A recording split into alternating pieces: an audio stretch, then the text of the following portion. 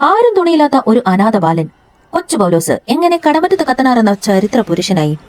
9-ാം നൂറ്റാണ്ടിൽ മധ്യ തിരുവിതാംകൂറിൽ കുന്നത്തുനാട് താലൂക്കിൽപ്പെട്ട കടമറ്റം എന്ന സ്ഥലത്ത് പേർഷ്യയിൽ നിന്ന് വന്ന മാർ ആബോ പിതാവിന്റെ ശിഷ്യനായിരുന്നു കടമറ്റത്ത് കത്തനാർ എന്ന മാന്ത്രികൻ. ഇന്ന് നമുക്ക് ഉദ്വേഗജനകവും അതിശയകരവുമായ ആ കഥ കേൾക്കാം. സ്റ്റോറി സൈഡിലേക്ക് സ്വാഗതം. ഞാൻ വിദ്യ. തീർത്തും ദരിദ്ര കുടുംബത്തിലായിരുന്നു കൊച്ചു പൗലോസ് ജനിച്ചത്. അഷ്ടിക്ക് വകയില്ലാത്ത ആ കുടുംബത്തിലെ മാതാപിതാക്കൾ രോഗികളായിരുന്നു. ഒരു നേരത്തെ ആഹാരത്തിന് വകയില്ലാത്ത അവർക്ക് ചികിത്സിക്കാൻ പണം എവിടെ നിന്ന് കിട്ടാനാണ്?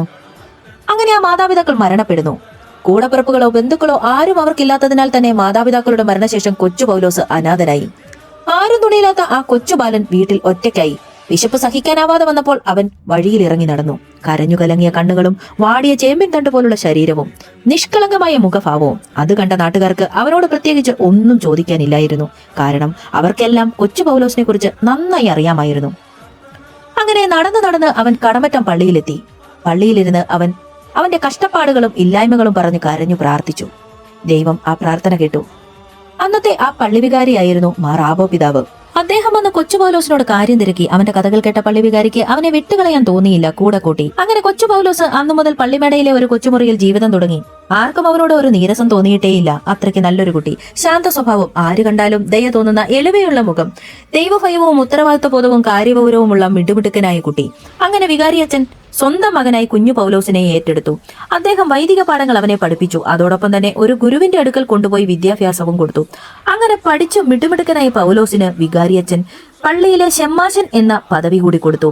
അങ്ങനെ കുഞ്ഞു പൗലോസ് ഷെമ്മാശൻ പൗലോസായി. പള്ളിയിൽ മാത്രമല്ല നാട്ടിലുള്ളവർക്കും ഷെമ്മാശനോട് ഒരു പ്രത്യേക സ്നേഹവും ബഹുമാനവും ഒക്കെ ഉണ്ടായിരുന്നു. അങ്ങനെ ഇരിക്കെ ഒരു ദിവസം പള്ളിയിലെ കത്തനാർക്ക് കുറേയേറെ പശുക്കൾ ഉണ്ടായിരുന്നു. അതിനെ മേയ്ക്കാൻ കൊണ്ടുപോകാനും നോക്കാനുമായി ഒരാളും ഉണ്ടായിരുന്നു. അങ്ങനെ അയാൾ പശുവിനെ മേയ്ക്കാനായി പോയി. കാട്ടിൽ വെച്ച് പശുക്കൾക്കിടയിലേക്ക് ഒരു കടുവ ചാടി വീണു. പശുക്കൾ 4 ഭാഗത്തോട്ടും ചിന്നിച്ചിതറി ഓടി.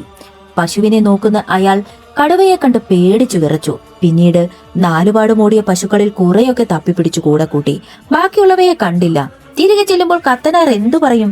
ആകെ വരണ്ട അയാൾ ബാക്കിയുള്ള പശുക്കളുമായി പള്ളിയിലെത്തി. എന്നാൽ കത്തനാർ അയാളെ ആശ്വസിപ്പിച്ചു. അതിനുശേഷം കത്തനാർ നാട്ടുകാരെയും ഷെമ്മാശൻ പൗലോസിനെയും കൂട്ടി പശുക്കളെ തപ്പി കാട്ടിലേക്ക് തിരിച്ചു. അവർ കാട്ടിലെത്തി അങ്ങിങ്ങായി പേടിച്ചു നിന്നിരുന്ന പശുക്കളെ കണ്ടുപിടിച്ചു.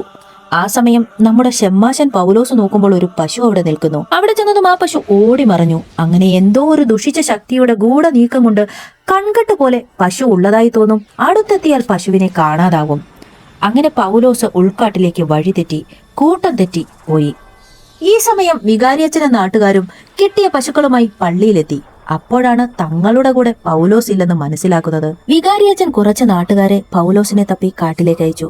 പക്ഷെ കണ്ടെത്താനായില്ല. അച്ഛനാകെ വിഷമത്തിലായി. ഊണുമുറക്കവും ഉപേക്ഷിച്ച് പൗലോസിനായി പ്രാർത്ഥിച്ചു. ഒരുപാട് കരഞ്ഞു. പക്ഷെ ഫലമുണ്ടായില്ല. ഒടുവിൽ പൗലോസിനെ കടുവ പിടിച്ചു എന്നവർ കരുതി. എന്നാൽ പൗലോസിനെ കടുവ പിടിച്ചില്ലായിരുന്നു. വഴിതെറ്റിപ്പോയ പൗലോസിന്റെ മുൻപിൽ 2 ആജാനുബാഹുക്കളായ അല്പവസ്ത്രധാരികളായ ഭീകര രൂപികൾ. സാധാരണ മനുഷ്യനേക്കാൾ ഒരുപാട് വലിയ രൂപം. പൗലോസാകെ പേടിച്ചു വിറച്ചു. അവർ പൗലോസിനെയും കൂട്ടി നടന്നു ഒരു ഗുഹയ്ക്കുള്ളിലേക്ക് പോയി. കുറെ ചെന്നപ്പോൾ അവന് മനസ്സിലായി അത് വെറുമൊരു ഗുഹയായിരുന്നില്ല, അത് മലയരയന്മാരുടെ ഒരു പ്രത്യേക ലോകം തന്നെ ആയിരുന്നു എന്ന്. അപ്പോഴവിടെ മേധാവി, തലവൻ എന്നൊക്കെ തോന്നിപ്പിക്കുന്ന രീതിയിൽ കുറച്ചു പ്രായം ചെന്ന ഒരു വലിയ ഭീകരരൂപി ഒരു ഉയർന്ന ഇരിപ്പിടത്തിലിരിക്കുന്നു. ചുറ്റും കുറച്ച് അനുചരന്മാരും.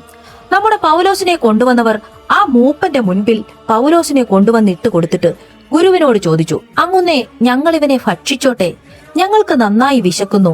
നല്ല പിഞ്ചു മാംസമാ ഇവന്റേത്. കൊച്ചു പൗലോസ് അമ്പരന്നുപോയി. അവന് മനസ്സിലായി തന്റെ ജീവിതം ഇവിടെ അവസാനിച്ചു, ഇനിയൊരു തിരിച്ചുപോക്കില്ല എന്ന്. എന്നാൽ അവരുടെ മൂപ്പൻ ചാടി എണീറ്റ് പറഞ്ഞു, നിൽക്കൂ, ഭക്ഷിക്കാൻ വരട്ടെ. ഇവനെ കണ്ടിട്ട് എന്തോ ഒരു സ്നേഹം തോന്നുന്നു. നിനക്ക് ഞങ്ങളോടൊപ്പം ഇവിടെ കൂടാൻ താല്പര്യമുണ്ടോ? എങ്കിലിവിടെ നിനക്ക് ഒന്നിനും ഒരു കുറവും ഉണ്ടാവില്ല. സുഖമായി ജീവിക്കാം. ഒരു കാര്യം മാത്രം, ഇനി ഈ ജന്മത്തിൽ നിനക്ക് ഇവിടെ നിന്ന് പുറത്തോട്ട് പോകാൻ അനുവാദമില്ല. അല്ലെങ്കിൽ ഇവർക്ക് ഭക്ഷണമാകണം നീ. പൗലോസ് ഒരു നിമിഷം മൗനമായി നിന്നിട്ട് പറഞ്ഞു, ഞാനിവിടെ കഴിഞ്ഞോളാം എന്ന്. അങ്ങനെ അവൻ അവിടെ താമസമാക്കി. അവനെ പോലെ വേറെയും സാധാരണ മനുഷ്യർ അവിടെ അകപ്പെട്ട് ജീവിക്കുന്നുണ്ട്. ദിവസങ്ങൾ ആഴ്ചകൾക്കും ആഴ്ചകൾ മാസങ്ങൾക്കും മാസങ്ങൾ വർഷങ്ങൾക്കും വഴിമാറി കൊടുത്തുകൊണ്ടേയിരുന്നു. നമ്മുടെ കൊച്ചു പൗലോസ് ഏവർക്കും പ്രിയങ്കരനായിരുന്നല്ലോ. അതുപോലെ തന്നെ ആ മലയരയന്മാരുടെ മൂപ്പന്റെയും ഏറ്റവും പ്രിയപ്പെട്ടവൻ ആയി മാറി. മൂപ്പന് പൗലോസ് പുത്രതുല്യനായി മാറി. മൂപ്പൻ തന്റെ അറിവുകൾ സ്വന്തം മകന് പകർന്നു കൊടുക്കുന്നത് പോലെ പൗലോസിന് പകർന്നു നൽകി. മന്ത്രവിദ്യകളും തന്ത്രങ്ങളും ഇന്ദ്രജാലങ്ങളും മഹേന്ദ്രജാലങ്ങളും എന്നുവേണ്ട മൂപ്പന്റെ അറിവുകളെല്ലാം പൗലോസ് പഠിച്ചെടുത്തു. വൃത്തിഹീനന്മാരായ ആ മനുഷ്യർക്കൊപ്പമുള്ള ജീവിതം അവന് ബുദ്ധിമുട്ടല്ലാതെയായി മാറി തുടങ്ങി. അങ്ങനെ നീണ്ട 12 വർഷങ്ങൾ കഴിഞ്ഞുപോയി. മൂപ്പന് അതുവരെ ഇല്ലാതിരുന്ന ഒരു ഭയം തോന്നി തുടങ്ങി. കാരണം ഇപ്പോൾ പൗലോസ് അന്ന് തന്റെ മുന്നിൽ പേടിച്ചു വിറച്ചു നിന്ന വെറുമൊരു കൊച്ചു പയ്യനല്ല, മഹാമാന്ത്രികനാണ്. അതുകൊണ്ട് തന്നെ എപ്പോൾ വേണേലും മൂപ്പന്റെ സംഘത്തിൽ നിന്നും അവന് രക്ഷപ്പെടാനാകും. അതുകൊണ്ട് മൂപ്പൻ അനുചരന്മാരിൽ ചിലരെ പൗലോസിനെ ഒന്ന് ശ്രദ്ധിച്ചു കൊള്ളണം എന്ന് പറഞ്ഞ് ഏൽപ്പിച്ചിട്ടുണ്ടായിരുന്നു. പൗലോസ് ആകെ ദുഃഖിതനായിരിക്കുന്നതും ചില നേരങ്ങളിൽ എന്തൊക്കെയോ ആലോചനയിൽ മുഴുകിയിരിക്കുന്നതും മൂപ്പന്റെ ശ്രദ്ധയിൽപ്പെട്ടു. മൂപ്പൻ പൗലോസിനെ അടുത്തു വിളിച്ചിട്ട് ചോദിച്ചു, നിനക്കെന്താ പതിവില്ലാത്ത ഒരു വിഷമം? ഇത്രമാത്രം ആലോചന എന്താ? എന്തായാലും പറ. അപ്പോൾ പൗലോസ് പറഞ്ഞു, എനിക്ക് ആരുമില്ലാത്ത കാലത്ത് എന്നെ എടുത്തു വളർത്തി എനിക്ക് വിദ്യാഭ്യാസവും ആഹാരവും ഉടുക്കാൻ വസ്ത്രവും എല്ലാം നൽകിയ എന്റെ ഗുരുനാഥനും രക്ഷകർത്താവുമായ ഒരാളുണ്ട്, ഞങ്ങളുടെ വികാരിയച്ഛൻ.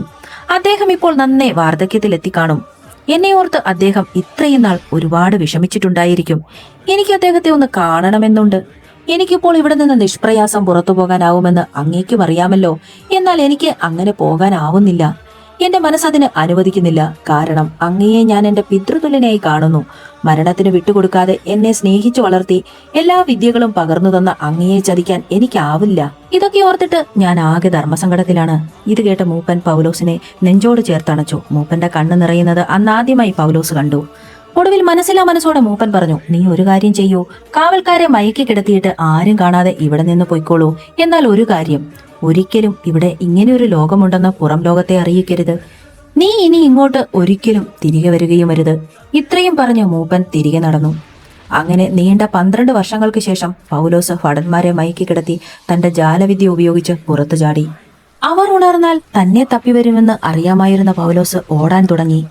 ഓടി ഓടി നേരം വെളുത്തപ്പോൾ മനുഷ്യവാസമുള്ള ഒരു ഗ്രാമത്തിലെത്തി. വിശപ്പും ദാഹവും ക്ഷീണവും കൊണ്ടവൻ നന്നേ തളർന്നു. അവനൊരു കൊച്ചു കുടിലിനു മുൻപിലെത്തി. ഇവിടെ ആരുമില്ലേ? അവൻ ചോദിച്ചു. ഒരു വൃത്തിയായ സ്ത്രീ ഇറങ്ങി വന്നു. ആരാണെന്ന് ചോദിച്ചു. അവൻ പറഞ്ഞു, വഴിപോക്കനാണ്. വിശന്നിട്ട് വയ്യ, ക്ഷീണം കൊണ്ട് നടക്കാൻ വയ്യാണ്ടായി. ഒന്ന് വിശ്രമിച്ചാൽ കൊള്ളാം. കുറച്ച് കഞ്ഞി കിട്ടിയാൽ കൊള്ളാമായിരുന്നു. എന്നാൽ വൃദ്ധ പറഞ്ഞു, കുഞ്ഞെ, ഇവിടെ നിനക്ക് വിശ്രമിക്കാം. എന്നാൽ കഴിക്കാൻ ഒന്നുമില്ല. ഞാൻ കഞ്ഞി കുടിച്ചിട്ട് 3 ദിവസമായി.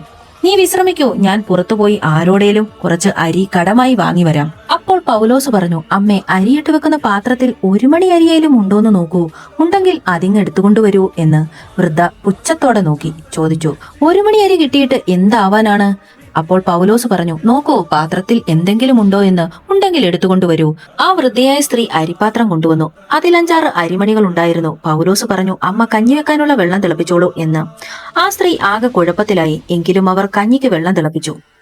വെള്ളം തിളച്ചപ്പോൾ പൗലോസ് 5-6 അരിമണികൾ അതിൽ ഇട്ട് എന്തോ ഒരു മന്ത്രം പിറുപിറുത്തു. പെട്ടെന്ന് അത് തിളച്ച് കല നിറയെ കഞ്ഞിയായി മാറി. വൃദ്ധ അത്ഭുതത്തോടെ നോക്കി. അതിനുശേഷം വയറ് നിറയെ കഞ്ഞി അവർ കുടിച്ചു. എന്നിട്ട് പൗലോസ് കടമുറ്റം പള്ളിയിലോട്ടുള്ള വഴി അവിടെയുള്ളവരോട് ചോദിച്ചു മനസ്സിലാക്കി അങ്ങോട്ടേക്ക് പോയി. പൗലോസിനെ കടുവ പിടിച്ചു കൊന്നു എന്ന് കരുതിയിരുന്ന വികാരിയച്ഛന് മുൻപിലെത്തിയ പൗലോസിനെ ആ വികാരിയച്ഛന് മനസ്സിലായില്ല. കാരണം താടിയും മുടിയുമൊക്കെ നീണ്ട് പ്രാകൃത രൂപമായിരുന്നു അവന്റേത്. ഒടുവിൽ പൗലോസാണ് താനെന്ന് പറഞ്ഞു. വികാരിയച്ഛൻ ഒരു നിമിഷം അമ്പരന്ന് നിന്നു. അദ്ദേഹത്തിന് കണ്ണുകളെ വിശ്വസിക്കാനായില്ല. പൗലോസ് പറഞ്ഞു, ഞാൻ മരിച്ചിട്ടില്ല, അങ്ങയെ കാണാനായി വന്നതാണ് എന്ന്. സന്തോഷം കൊണ്ട് അദ്ദേഹത്തിന്റെ കണ്ണുകൾ നിറഞ്ഞൊഴുകി. പൗലോസ് അച്ഛനെ കെട്ടിപ്പിടിച്ചു കരഞ്ഞു. വികാരാതീതനായി. നീ എവിടെയായിരുന്നു എന്ന അച്ഛന്റെ ചോദ്യത്തിന് പൗലോസ് നൽകിയ മറുപടി ഇങ്ങനെയായിരുന്നു. തന്നെ കുറച്ചുപേർ തട്ടിക്കൊണ്ടുപോയി തടവിലാക്കിയിരിക്കുകയായിരുന്നു. ഇപ്പോൾ അവിടെ നിന്ന് രക്ഷപ്പെട്ട് ഓടി വന്നതാണ് എന്നതായിരുന്നു. എന്നാൽ അവർ സംസാരിച്ചു കൊണ്ടിരിക്കുന്ന നേരത്ത് ഒരാൾ ഓടി വന്ന് പറഞ്ഞു, അച്ചോ, പള്ളിയിൽ രാക്ഷസരൂപത്തിലുള്ള കുറച്ച് കാട്ടുമനുഷ്യർ വന്ന് ബഹളം വെക്കുന്നു എന്ന്. ഓടി വരൂ. ഇത് കേട്ട പൗലോസിന് കാര്യം മനസ്സിലായി. അവനും അച്ഛനോടൊപ്പം ഓടി പള്ളിയിലെത്തി. ആ മലയേറിയന്മാർ പൗലോസിനെ കണ്ടതും പിടിക്കാനായി അടുത്തേക്ക് ഓടി വന്നു. പൗലോസ് അവർക്ക് നേരെ കൈകൾ ചൂണ്ടി എന്തോ മന്ത്രം ഉരുവിട്ടു. ഉടൻ തന്നെ അവർ തറയിൽ കിടന്നുരുണ്ടു തമ്മിലടിച്ചു. അതിനുശേഷം ഒന്നും ചെയ്യല്ലേ, ഞങ്ങൾ പൊക്കോളാമേ എന്ന് പറഞ്ഞ് ഓടി രക്ഷപ്പെട്ടു. ഇത് കണ്ട വികാരിയച്ഛന് കാര്യം മനസ്സിലായി. ഇത് പഴയ പൗലോസ് അല്ല, ഇവൻ ഒരു മന്ത്രവാദി കൂടിയാണെന്ന്. പിന്നീട് ആ നാട്ടിലുണ്ടാകാറുള്ള ഭൂതപ്രേതബാധകളെ ഒഴിപ്പിക്കുകയും ഒരുപാട് അത്ഭുത പ്രവർത്തികൾ ചെയ്യുകയും ചെയ്ത പൗലോസിന് നാട്ടുകാരും വികാരിയച്ഛനും ചേർന്ന് കത്തനാർ എന്ന പട്ടം കൂടി കൊടുത്തു. കുറച്ചു നാളുകൾക്ക് ശേഷം പ്രായാധിക്യം കൊണ്ട് വികാരിയച്ഛൻ മരണപ്പെട്ടു. പിന്നീട് പൗലോസ് നാട്ടുകാരുടെ കത്തനാർ അച്ഛനായി. അങ്ങനെ ഉലഹന്നാന്റെയും ഏലിയാമ്മയുടെയും മകനായ കൊച്ചു പൗലോസ് ഒടുവിൽ മഹാമാന്ത്രികനായ കടമറ്റത്ത് കത്തനാർ എന്ന അത്ഭുത പുരുഷനായി മാറി. കാലങ്ങൾ ഒരുപാട് കഴിഞ്ഞു. നന്മയ്ക്ക് വേണ്ടിയുള്ള ഒരുപാട് അത്ഭുത പ്രവൃത്തികൾ അദ്ദേഹം ചെയ്തു. കള്ളിയാങ്കാട്ട് നീലിയെ തളച്ചെന്ന് പറയപ്പെടുന്നു. ഒരുപാട് അത്ഭുത പ്രവൃത്തികൾ ചെയ്തു. എല്ലാം മാന്ത്രിക പ്രവൃത്തികളും നല്ലതിനു വേണ്ടി മാത്രമായിരുന്നു അദ്ദേഹം ചെയ്തിരുന്നത്. അങ്ങനെ കാലങ്ങൾ കഴിഞ്ഞുപോയി. എന്നാൽ കടമറ്റത്ത് കത്തനാരുടെ മരണവുമായി പറയുന്ന കാര്യങ്ങൾ പലതാണ്. ഒന്നിനും ഒരു വ്യക്തതയില്ല. ഇന്നും ചുരുളഴിയാത്ത ഒരു രഹസ്യമാണത്. പാതാളത്തിലേക്ക് കിണറ്റിലൂടെ ഇറങ്ങിപ്പോയെന്ന് പറയപ്പെടുന്ന കിണർ ഇപ്പോഴും ആ പള്ളിയിലുണ്ട്. അദ്ദേഹത്തിന്റെ മരണവുമായി ഒരു തെളിവുമില്ല. നേരെ സ്വർഗത്തിലേക്ക് പോയെന്ന് പറയുന്നു, അപ്രത്യക്ഷനായി എന്ന് പറയുന്നു. ഇതാണ് കടമറ്റത്ത് കത്തനാരുടെ കഥ. കൊട്ടാരത്തിൽ ശങ്കുണ്ണിയുടെ ഐതിഹ്യമാലയിൽ കടമറ്റത്ത് കത്തനാരുടെ കഥ പറയുന്നുണ്ട്. പിന്നെ കടമറ്റത്തച്ഛൻ ജീവചരിത്രം എഴുതിയിട്ടുണ്ട്. അതിൽ ഈ കഥകളുണ്ടെന്നും പറയപ്പെടുന്നു. അപ്പോൾ നമ്മുടെ കഥ ഇവിടെ നിർത്തുന്നു. അടുത്തൊരു കഥയുമായി വീണ്ടും വരാം. It's me Vidya signing off.